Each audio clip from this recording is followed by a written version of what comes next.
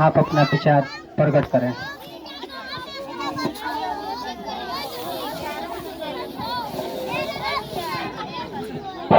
Hello, धन्यवाद।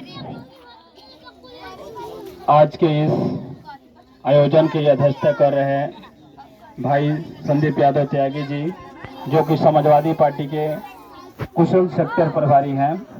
आज यह आयोजन समाजवादी पार्टी के राष्ट्रीय अध्यक्ष आदरणीय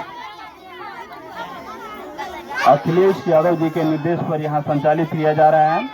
मैं विनय कुमार यादव, ब्लॉक अध्यक्ष मुरली छपरा समाजवादी पार्टी।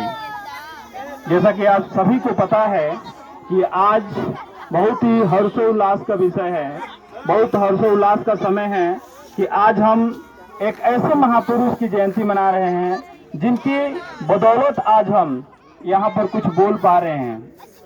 इस आयोजन में, इस आयोजककर्ता के रूप में, इस आयोजन को सुशोभित करने में ये जो कमेटी है, उस कमेटी का मैं अपार आभार व्यक्त करता हूं कि आप लोगों ने जितना मेहनत किया है वो वाकई में काबिले तारीफ है।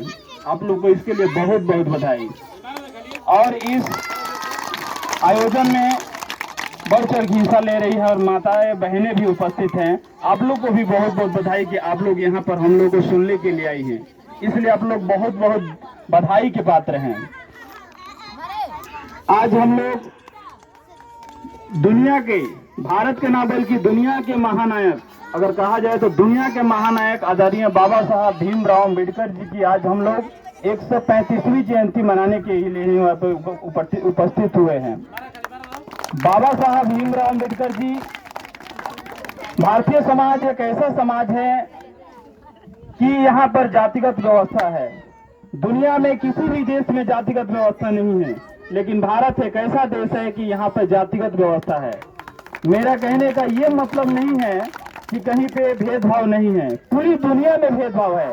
कहीं रंग को लेकर, काले गोरे को लेकर भेदभाव है, कहीं किसी की बनावट के लिए कोई भेदभाव है, लेकिन हमारे देश में जातिगत भेदभाव है।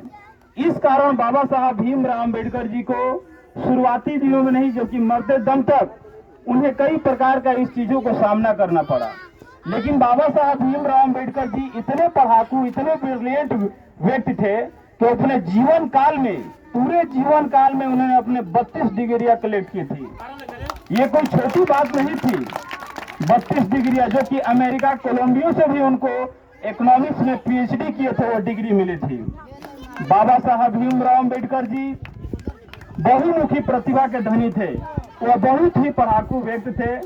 आज उन्हीं की देन है कि यह भारत जो पूरा देश संचालित हो रहा है, वो उन्हीं के लिखे हुए संविधान के द्वारा हो रहा है। बाबा साहब भीमराव अम्बेडकर का जन्म आज ही 14 अप्रैल 1891 को हुआ था। बाबा साहब भीमराव अम्बेडकर जी अपने जीवन काल में बहुत ही अथक परिश्रम, मेहनत किए और सबसे ज्यादा सहनशीलता उनमें देखने को मिली है। क्योंकि बाबा साहब का अपमान भी होता था तो वह सहकर भी उस अपमान का नहीं, बल्कि उस अपमान कैसे खत्म किया जाए इसके विषय में काम करने के लिए उन्होंने काम किया।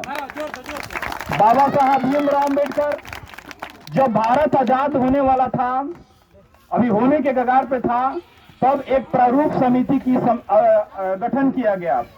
उस कैबिनेट मिशन के तहत प्रारूप समिति का गठन किया गया।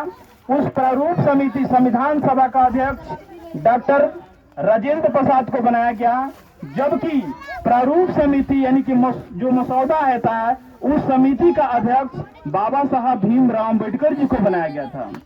और बाबा साहब भीमराव अम्बेडकर जी को यही काम था कि भारत का संविधान बेहतर से बेहतर संविधान कैसे हो सके, कैसे ऐसा संविधान लिखा जाए जो दुनिया में सबसे सुंदर, सबसे उत्कृष्ट संविधान हो सके। और इस भारत में जो कि बहुत ज्यादा विविधता पाई जाती है, जाति में, धर्म में, भाषा में, रहन सहन, खान पान, भौगोलिक वातावरण, ऐसा कैसे संविधान लिखा जाए कि संविधान में सभी लोगों को लगभग बराबर हक दिया जाए, किसी के साथ कोई भेदभाव न किया जाए। इसके लिए बाबा साहब ने 2 वर्ष 11 माह 18 दिन संविधान लिखने में लगा था। बाबा साहब ने पूरी दुनिया की